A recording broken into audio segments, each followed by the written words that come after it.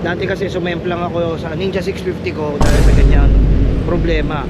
Yung gulong ko sa unahan, may alon na, ginamit ko pa rin. Ayun, nag-tank slap. Ayan. Kaya ngayon, testingin ulit natin kung totoo yun o rider error yun. Kamusta yung gulong mo, Ashley? Sobrang kapit, boss. Sulit, no? Okay, mahal pero... Sorted. Ano yung sinabi mo? Yung Ano yun, boss?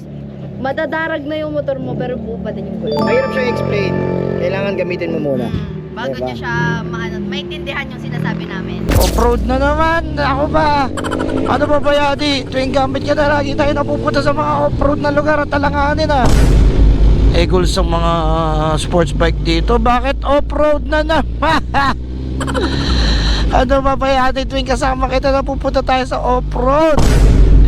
Hindi yata tama ang paggamit ko sa'yo. Flashback. Tingnan nyo yan. Diyan ako bumaba. Ang tarik yan. Loose gravel. Kasi ito dala ko. Sobrang dulas. Binudol ko yung sarili ko. Clutch na naman. Patay engine. Primera. Ganito yung sa baler eh. Yon. Second part of our trip. Nandito tayo ngayon sa Tanawan Shell. Stop muna tayo. So naka-Triumph Tiger 600, CH2 at Ninja 400. Ngayon, same kami ng setup ni Ashley. Yung Michelin lang ang likod. Yung front namin, puro parehas magkaibang brand. Yung sa kanya kasi makapal pa kaya hindi niya pa pinalitan. Yung akin naman, hindi na maganda yung upod niya. Kung mapapansin nyo, matulis na yung gitna. So yan yung tingnan natin kung may epekto. Kasi gusto ko lang i-share sa inyo. Dati kasi sumemplang ako sa Ninja 650 ko dahil sa ganyan problema. Yung gulong ko sa unahan, may alon na, ginamit ko pa rin. Ayun, nag-tank slap. Ayan. Kaya ngayon, testingin ulit natin kung totoo yun o rider error yun. Pero ito, bago to. Ito, Michelin. Then, anong tatak to? Road 5. So, sa OEM ng Triumph, naka Michelin Road 5 na siya. Ilan na yung odo ng Triumph mo? 9,000. Pero as an OEM, yan na yung gulong yan. Yes, boss. O 9,000 ang tinakbo. Ayan, 9.5. Share ko lang din sa inyo. Ikaw, pangilang big bike mo na to, Tol? Una boss, kasi first bike ko MT-03. Anong gulong nun? Stock? Michelin din yun, di ba? Pilot Dunlop Street? yun, boss. Dunlop. Yung stock, bilis maubos. So, ilang kilometers? I think, wala pang 10 yata, nakapagpalit na ako Dunlop. Tama. Usually, ganyan talaga mga OEM tires, kahit iba-ibang brand. Usually, 1 year to 10K, ubos talaga. Ito, 9.5. Pero Ito, kapal pa, boss. kapal pa, no?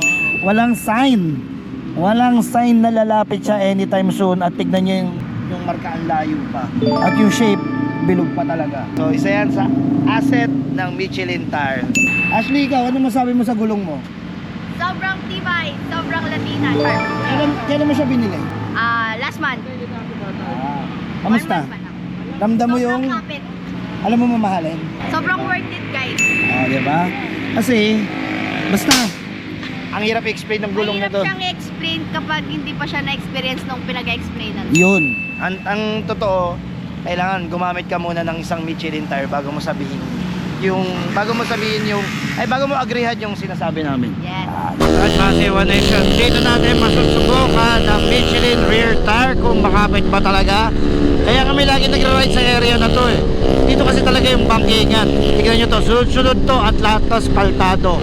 At enough lang parang makapag-testing tayo within the safety limits dahil hindi naman ganun kaluwag yung kalsada rito. Pero enough na yung bangkingan para matest natin yung gulong natin. Let's go! Tara, samahan nyo! Lulot tayo! Base One Nation! Pati, tuwing gamit ka na, lagi tayo napupunta sa mga off-road na lugar at talanganin Road bike ka pa ba? Parang nagiging adventure bike ka na. Parang mali ang pagkakagamit ko sa'yo After ng trip na ito, pakinggan nyo ang feedback namin sa Michelin Tires habang gamit ito sa malubak at matarik na daanan.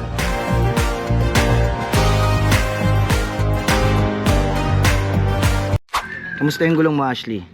Sobrang kapit, boss. Sulit, no? Magkano yung bili mo dyan? 15K. Likod? Yes, body code. Okay, mahal pero... Sorted. Ano yung sinabi mo? Yung Ano yun, boss? Madadarag na yung motor mo pero buo pa din yung gulong. Mahirap siya i-explain. Kailangan gamitin mo muna. Bago Diba? niya siya maintindihan yung sinasabi namin. Yeah. So, ayan. Yung mga nag-aalala, lagi nagtatanong, okay lang po ba na magkaiba yung harap at likod? O yan, na-prove na namin sa inyo. Nag-ride kami. Yes. Magkaiba gulong namin. Michelin. Ibang brand. Ito, ibang brand. Michelin. Okay naman, nakaka-banking ba naman?